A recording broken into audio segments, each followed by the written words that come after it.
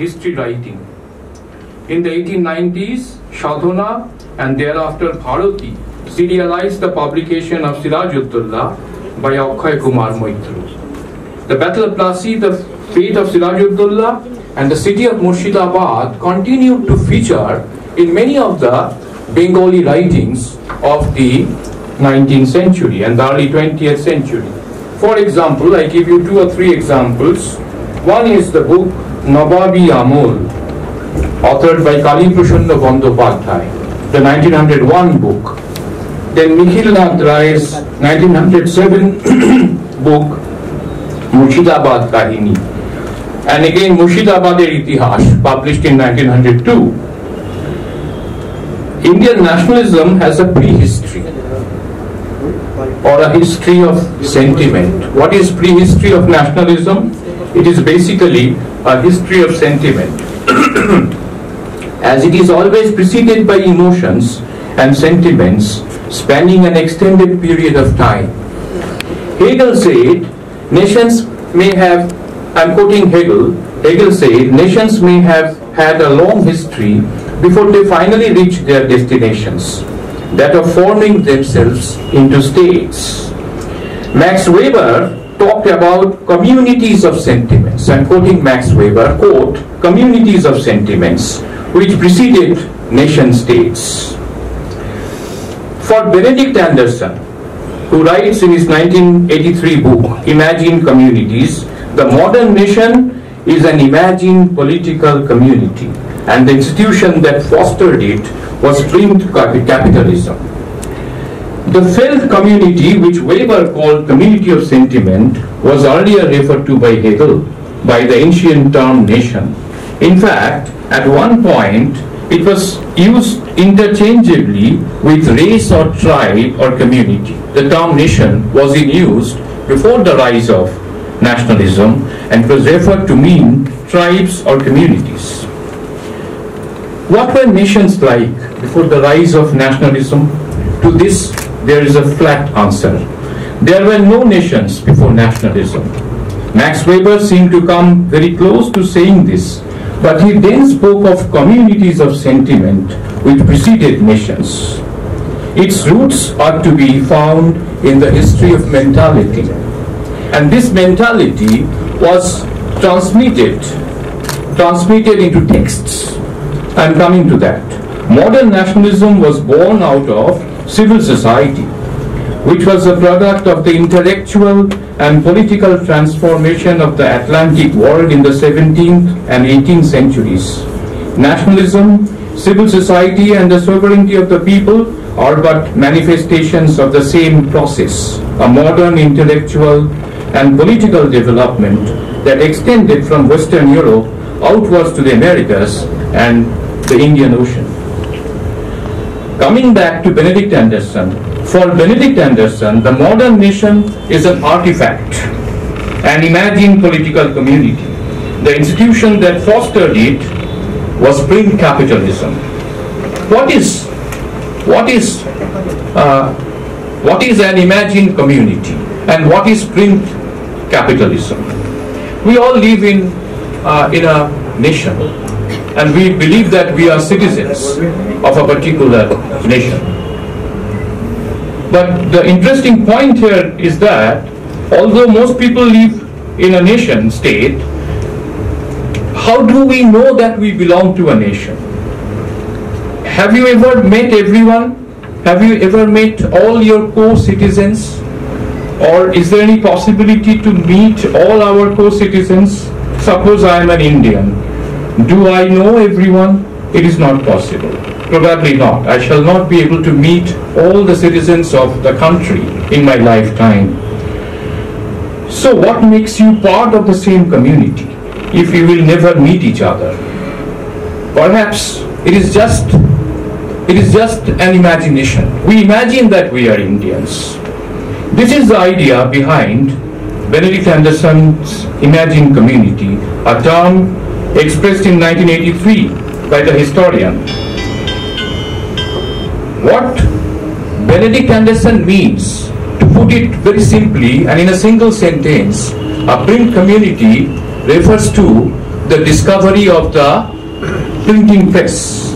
In the mid-15th century, Johannes Gutenberg developed a movable type of printing press. And this revolutionized the geophysical, the political geophysics of the whole world. There was a shift. The shift was from Latin to local languages. The same thing happened in Western Europe. Previously, everything was printed in Latin. Now, after the discovery of the printing press, you have newspapers, you have pamphlets, you have books in local languages, in European local languages. You have books in French, in Italian, all the regional languages were sprouting up in different parts of Europe. And this is the connectivity. This is how we come to believe that we are all citizens, we are all members of an imagined community. The printed text is the connection or the connectivity. As people go through the same daily ritual of buying the same newspaper and reading the same information in the same language, they start to picture themselves as not disparate population but one united whole, unified whole. And they started to imagine that we are a community and we are a nation. Now in the 18th century, the Bengali literature was in a backward shape. There was no prose, we all know this. Most of the books were written in verses. The vernacular literature, read and produced, with a few exceptions, was of a very low standard. Sorry. Printed books were not available. In the 19th century, the Western educated middle class devoted their energy to reform the vernacular languages. They realized that if national consciousness, patriotism is to be dispersed, then we have to write and we have to popularize the vernacular languages. With the spread of Western education, in this case, what happened? The West served as a catalyst. Western education and Western philosophy served as a catalyst. With the spread of Western learning, the Indian intelligentsia had imbibed a modern rationalistic attitude. Three outstanding ingredients of modernity, reason, humanism, and the idea of progress, charged them with a new emotion.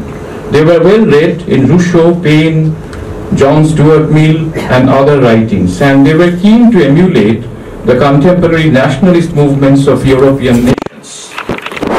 The product was a group of excellent, outstanding minds. The brightest example, I can give two of them. They were perhaps the brightest examples of the product of Western education. One is Ishwar Chandra Vidyasagar, and the other is Bankim Chandra Chattopadhyay. You know Vidyasagar's contribution, I don't want to repeat it.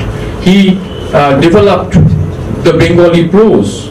Vidyasagar's Barna Porichoy still remains as an important text book in the Bengali language for beginners. In all, he wrote 32 Bengali books, of which 15 were textbooks. Ishwar Chandra Vidyasagar is rightly regarded as the father of Bengali prose style.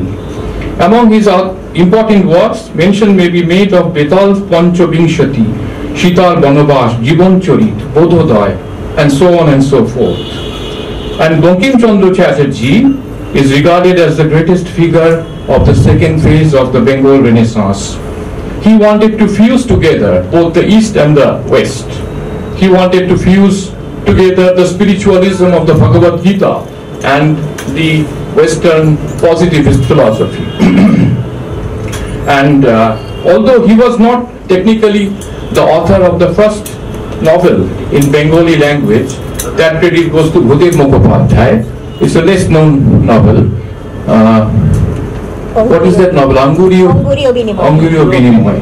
But Bankim Chandra's Durgesh Nandini is regarded as one of the finest examples of Bengali fiction. But what Bankim Chandra is more widely known for his book Ananda Mot, Vande Mataram. Our secretary mentioned and it is important because of the hymn Vande Mataram. It encouraged the Indians to sacrifice their lives for their motherland. And Sri Aurobindo rightly observed that the earlier Bankim was an artist and the later Bankim was a seer and a nation builder. There are other important writers who deserve mention: Kali Prashanna Singh, Pyarichand Mitra, Madhusudan Datta, Nobin Chandra Sen, Bihari Lal Chakraborty, Dinabandhu Mitra, and of course Rabindranath Tagore. Another very important point that I would like to touch upon is the reliance of the Bengali writers on the martial character of three important communities: the Rajputs, the Marathas, and the Sikhs. And both Bankim Chandra Chattopadhyay and Ramesh Chandra Datta, they developed this idea, particularly Ramesh Chandra Datta. In the post-Farasi days, many of you may be aware, the Bengalis were looked down upon as effeminate, as cowards. This is a description of the Bengalis we find in Rudyard Kipling and also in some of the official texts. For example, Lord Macaulay's writing, and also writings of Lord Curzon, that this community has no martial quality. They are all cowards. They eat rice and sleep at daytime. They are very lazy people. You have this derogatory construction of the Bengalis. To get rid of this, we find some of the excellent writers like Ramesh Chandra Datta and Bankim Chandra Chattopadhyay. They started writing about the possibility of a brave Bengali race. Ramesh Chandra Datta started to write historical novels under the inspiration of Bankim Chandra, and these two novels are particularly noteworthy. One is Maharashtra Jivan Prabhat, the 1871 novel, which narrates Aurangzeb's clashes with Shivaji and the rise of the Marathas, and the other novel, Rajput Jivan Shantha, the 1879 work, which describes the decline of the Rajputs during Emperor Jahangir. Both the novels exhibited Bengali patriotism and Indian patriotism above all. From the 1870s, a number of Bengali plays with patriotic fervor emerged. I am not going into this bibliographic list. I am just talking about two important works. One has been already discussed by the eminent poet Sri Subodh Sarkar. This is Rabindranath Tagore and his two novels. One is Gora, and the other is Ghare Baire. Just two or three sentences I shall talk. Tagore's 1910 novel, Gora, it examines the dichotomy of the time. Through the eyes of Gora, an orphan raised in a Hindu family who discovered his true identity as an adult. A critique of traditionalism is there in Tagore's writing. It is all pervasive, and it is present in all of post-1907 Tagore works. This is also an example. It is a critique of our traditional society, our traditional vices, and they present a vision of an India united on modern lines, transcending all barriers of caste, religion, and race. And during the last leg of this novel, last few pages, in the last few pages of this novel, we find this spirit. But most important is perhaps Ghare Baire, which presents a description of the Muslim traders who were forced to yield to the public demand to burn foreign goods. The Muslims were not a party to the Swadeshi movement, but they were forced to burn their goods. When Nikhil, the well-meaning Zamindar, widely considered Tagore's mouthpiece in the novel, Nikhil is seen as the mouthpiece of Rabindranath Tagore, as conveying Tagore's own opinion, and he protests against the treatment of the traders who lived on his estate. and he is branded as unpatriotic and regressive. Nikhil is portrayed as unpatriotic.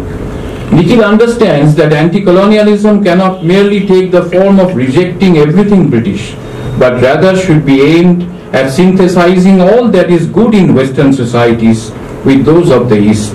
He argues, much as Tagore did, Nikhil argues, much as Tagore did in his speeches and lectures, most significantly in his collection of essays, Nationalism, 1917 collection, that freedom is not political freedom from the clutches of colonialism, but rather the ability to be honest and truthful with oneself, without which self-rule loses all meaning. In fact, Tagore's negotiation with politics had always been very uneasy. Tagore somehow became disillusioned with formal structural politics. And in all his post-1907 writings, we find that he is critical about hero worship. The way the political heroes were worshipped was disliked by Tagore. And he was not into formal politics thereafter. This is one of the reasons why he became disillusioned. Perhaps Nikhil's, the characters like Sandeep, disillusioned Tagore. I am coming to the conclusion. I shall take 2 more minutes.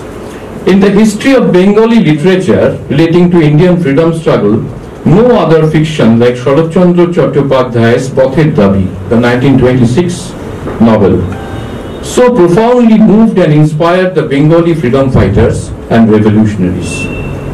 Pather Dabi was initially serialized in the journal Bangabani, as you all know. The book is about a secret society named Pather Dabi, whose goal was to free India from British rule, and the leader was a revolutionary character, Sabyasachi. 3 important books during police raids would be found in the possession of the revolutionaries. They would be invariably found, these 3 books. One is Bhagavad Gita, Anandamot, and Pather Dabi. They became like Bibles for the young revolutionary leaders and activists. The Bengali literature of the later period, that of the 1930s and 1940s, came to take a closer look. They came to take a more closer look at the specific issues like caste, class, gender, and communalism. This is a kind of contrast with the earlier literature of the Swadeshi period. As we move into the 1930s and 40s, we find that communism, class struggle, gender issues, women's question, they started featuring more prominently in different works. You can take the example of Pather Dabi as well as Tagore's Char Odhai, for that matter. They are more, they try to present a critique of the Indian society and vis-a-vis the British domination. Tagore's 1934 novel Char Odhai is perhaps the finest example of this.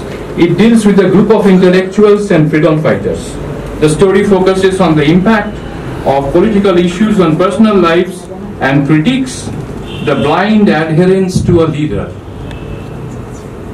Again, here we find a similar critique of politics, as he did in Ghare Baire earlier, when he portrayed the image of Sandeep as Professor Sarkar